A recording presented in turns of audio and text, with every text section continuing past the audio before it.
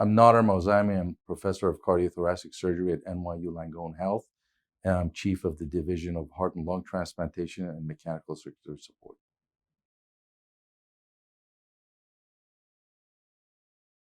Our primary goal after the initial success with the pig kidney xenotransplantation that was performed at NYU in September and November of 2021 was to embark on a similar study looking at pig heart xenotransplantation and the feasibility of using these genetically modified pig hearts for human transplantation. Now, we had some logistical concerns because we thought that in order to validate this entire concept of xenotransplantation, we needed to create a system or create the possibility that this was done similar to how we practice clinical heart transplantation. In order to do that, obviously, we needed to have an entire operating room as well as an entire operating room team available to us.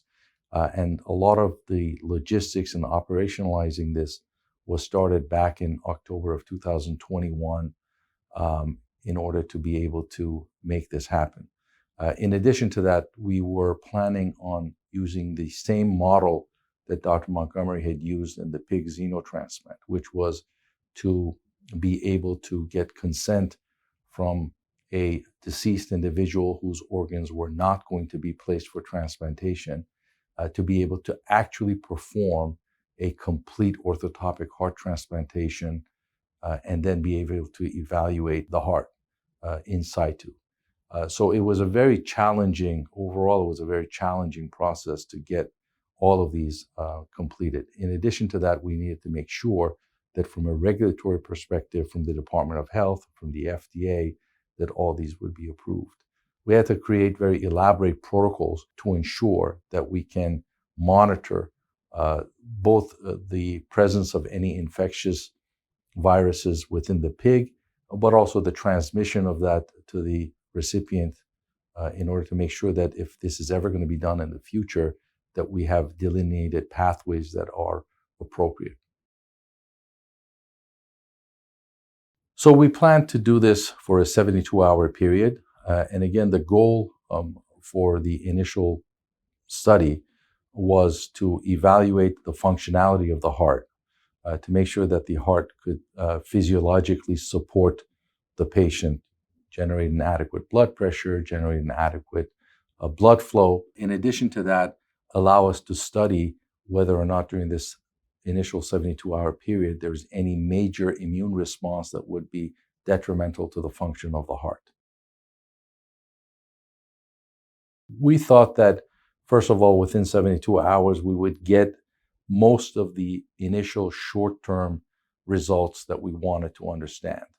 But in addition to that, realizing that, there has always been a generous person on the other end of this that has allowed us to perform these procedures, that we need to make sure that the time frame is limited so that the loved ones of the decedent can take care of their family members afterwards. So we needed to shorten it to what we thought was a reasonable period of time. The biggest problem with transplantation, ever since transplantation has become clinically relevant, has always been the relative discrepancy between the number of organs that are available and the number of patients that need these life-saving organs. And despite the fact that we've had a lot of advances in medicine, so for example, in heart transplantation, we've had a lot of advances in mechanical devices that support the heart. Still, the heart remains the gold standard therapy for patients who have end-stage heart failure. The real concern and question here is that, are we going to be able to close the gap between the number of organs that are available and the patients who need it, with the goal of reducing mortality that occurs for patients who are waiting for an organ on a daily basis? There are a lot of reasons that one would think that a pig heart would be appropriate. First, I think is that in some ways it may be a more acceptable donor, given that pigs are used on a daily basis for human consumption, so that some of the barriers may be a little bit less when one thinks of the ethical aspects of utilizing animal organs for human transplantation. The second is that they are generally easier to breed and they're easier to raise. And the third one is that there has been a lot of advances in genetic modification in the pig that could be utilized for this. Now, the pig heart in many ways is also similar to the human heart. So for the longest time, the people had been doing a lot of research in xenotransplantation felt that if clinical application was ever to become a reality, the pig heart would be an appropriate anatomical suit. In addition to that, I think I should add that we could have pigs available in many different sizes and weights. And as a result of that, and again, probably goes to the fact that the way they breed, is that we could probably have a large source of different size hearts available for transplantation, given the variety of sizes that we have in patients.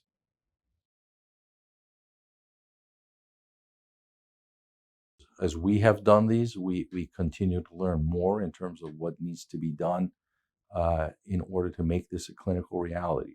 One of the first things that is of utmost importance is that that the size of the pig heart has to match the size of the recipient body to be able to provide enough blood flow. In our initial experience, we certainly learned that if we undersize the pig, and in this case, we really didn't have a choice because it was the only one that was available, that in order to be able to then sew the pig heart into the human, we had to make a lot of surgical modifications to be able to make sure that the structures fit each other by expanding them and patching them. It's important to realize that the pig heart is very similar to human, but it's not identical. So all of these require us to be able to make some modifications to be able to utilize this clinically. And we've learned a tremendous amount from these first two procedures in terms of what we need to do surgically to be able to accommodate the variations. One is that, in general, the pig heart was a little bit smaller than we anticipated for the first procedure. For the second procedure, the pig heart was appropriate size. But despite looking at the entire size of the heart, there are vessels that exit the heart that have to match to that of the recipient. And in the first case, we had significant discrepancies between some of these vessels.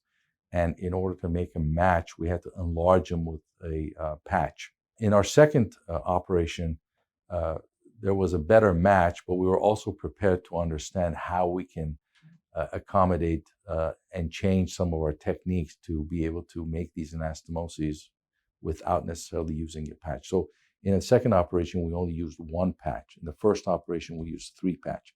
That goes to kind of show that, we need to learn from these experiences in order to be able to apply this clinically in the future.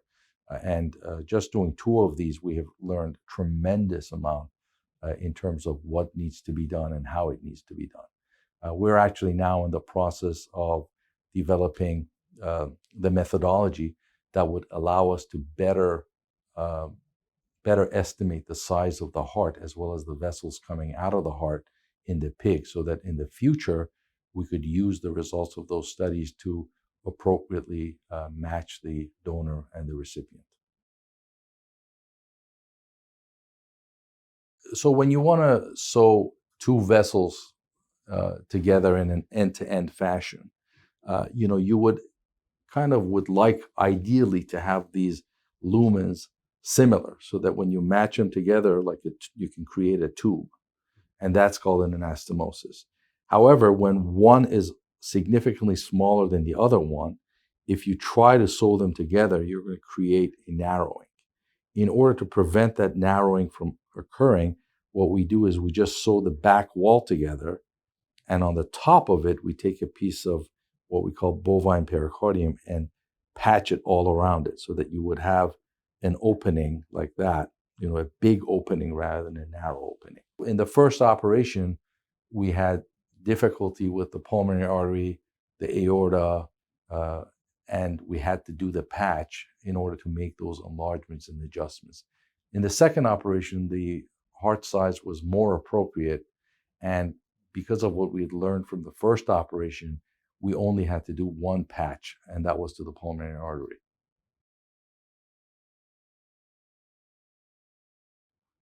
A lot of this really is based on decades of research in xenotransplantation. The research is really, the individuals who did that research, deserve a lot of credit for continuing on this road to understand what are the barriers to transplant whole organs from one species to another.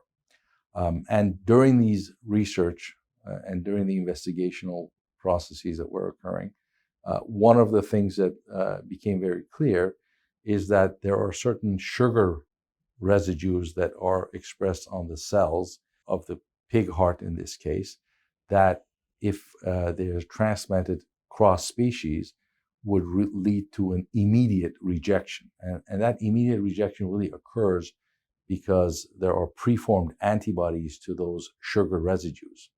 And what happens is that as soon as that transplant occurs and blood flow is restored to the organ, the rejection occurs and the organ fails immediately, a process that's called hyperacute rejection. So the initial modification that needed to be done for these pigs was to get rid of these sugar residues, the main one being the alpha-gal residue, so that hyperacute rejection would not happen. In this particular pig, 3 of the genes that were removed were genes that code for sugar residues. In addition to that, again, from experiences that they had gained in the transplanting organs between pigs and baboons, they had learned that actually when the baboons survive for 6 to 9 months, the pig heart grows significantly larger. And in some cases, they had to stop their procedure with the baboons because the pig heart had almost grown out of the chest. As a result of this, the thought was that if they remove the growth hormone receptor, which is one of the hormones responsible for growth of the organ, that they would circumvent this problem. So another one of the genetic modifications in this pig is that the growth hormone receptor has been removed. Finally, because of advances in genetic technology, they could also add genes into this and modify the heart. So some of the additions that they made then were additions that would hopefully, again, make some of the initial observations that had been observed in animal experimentation to be mitigated. Some of these were related to blood clot formation, thrombosis. Some of this was related to inflammation, and some of this is just related to immune modulation. So there are 6 additional genes that have been put into the pig heart that modify those 3 components that I just mentioned. One of our goals, as I mentioned earlier, was to be able to recreate the exact process that we do in human clinical transplantation. Typically, there is an individual that has become an organ donor, and we send a team out. The heart is then procured, preserved in a solution, and flown back, and a transplantation occurs. So it was important for us to be able to see that if that was even feasible. Again, if you go back and look at some of the animal experimentation with pig to baboon, they were unable to make those hearts work. And as a result of that, in the baboon, what was being done typically was that this heart would be taken out and put on a separate machine, and that machine would perfuse the heart for several hours with a proprietary solution, and then they would do the transplant. So for us, it was important to see if that with the methods that we currently use at NYU, if we can do this transplantation without that intermediary perfusion on a device that is not approved by the FDA, and the solution that is used is not approved by the FDA. So we were very interested in that aspect of things. Of course, and the question was, if we use a standardized procurement of this heart, is this heart going to work once we do the transplant? And what would the function of the heart look like? So what we've learned from these first two experiments, first two investigational studies that we've done, is that in fact, we can preserve these hearts in the standard traditional way without the use of an intermediary machine. We can transport these organs over long distances. So in our first operation, we had about a 4-hour, 20 minutes of what we call ischemic time, which is the time that the heart does not receive any blood flow. And again, we learned a tremendous amount from their first experience, so that in the second experience, this time was shortened to 3 hours and 30 minutes. Regardless, in both of these procedures, the heart function was fantastic. And once the heart started beating, we were able to separate the patient from bypass machine, and the heart was functioning adequately.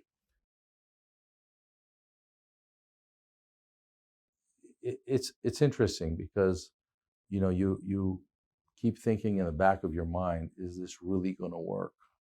And again, we had been faced with some skepticism from people who had been doing this for many years in baboons about the methodology that we decided to use, which was not use that device for perfusion. So there was always this kind of question in the back of my mind: what happens when we let blood flow restore to the organ? Is it going to start beating? Is it going to start fibrillating? Because pig hearts are known to be very prone to fibrillation, which means that the heart just basically just quivers. I think we were really excited when we saw that the heart was beating and it was contracting very well with very, very low doses of support pharmacologically, and that the patient could sustain a normal blood pressure with the heartbeat. It was a significant accomplishment for the members of our team. The model that we have utilized, which is, again, predicated on the generous donation of a family member to allow us to really study this, gives us a very different opportunity to be able to evaluate both the functionality of the heart, but also the immune response to this heart. Up to this point, the vast majority of the science in this has really come from pig to baboon transplantation. And that is not the same as transplanting in a human. So I think that this model, for the first time, is allowing us to really transplant it in a human without all the detrimental problems that may come along with it, and allow us to evaluate the heart as many times and as often as we need to ensure that the investigation is and collect as much data as we can. So when you kind of like jump everything and you just go straight to a human, it's very difficult to study everything all the time. But with us, we have 24 hours a day to study this heart as much as we can and learn from it as much as we can. I think in order to move it to the clinical phase trial, there are certain things that still need to be resolved. As I mentioned earlier, for example, one of the things that we need to understand better is the matching of the size of the donor to the recipient heart. And that was something that, again, we kind of like learned about it as we did these procedures. So we need to learn more. Two, we need to make sure that all the concerns regarding transmission of infections has been completely gone, that there is no concern that there would be infectious transmission from the pig to the human. And three, I think at the end of the day, is that we need to define in what population we're going to test still an experimental procedure. It's interesting. what really got me into heart transplantation as a college student in 1984 was when I first heard that at Loma Linda Hospital, Dr. Leonard Bailey had done a transplant between a chimpanzee heart and a baby with hypoplastic syndrome, which became known popularly as baby Faye. I mean, for me personally, that was really, I was so impressed with that as a college student that I thought that that's what I want to do. I want to do heart transplantation.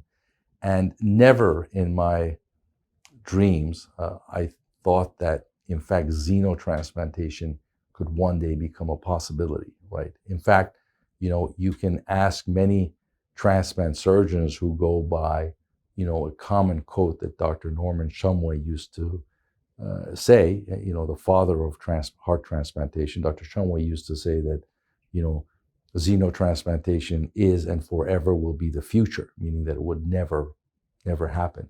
But I think in our minds, we probably underestimated the progress of science and the fact that by genetic manipulation and modification, we can actually create organs that would be someday acceptable for transplantation. So I think that that's what the excitement is. The excitement is that if we can save a few more lives by this procedure, that the gratification or that we get from that is tremendous. And I think that if we can contribute in any way to make this a clinical possibility, that's what excites us.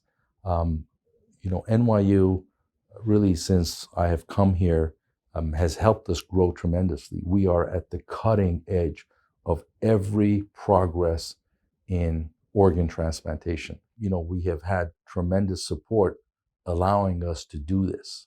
As I alluded earlier, doing a in situ xenotransplantation into a human takes tremendous organizational support. We literally have to shut down an operating room and have 3 or 4 attending cardiac surgeons, intensivists, multiple anesthesiologists, nurses who normally work in the operating room to be committed to such a process. And again, it's because everybody believes that if we succeed, we can really make a tremendous impact on the lives of many people. I've been doing heart transplants for 20 years, and I never really thought that xenotransplantation would become a possibility during my career. So seeing that this heart was beating so well and supporting the patient as if we've done a regular heart transplant was a monumental moment for me. And I think the entire team at NYU that we had assembled to do this procedure. Everybody was tremendously excited about the success.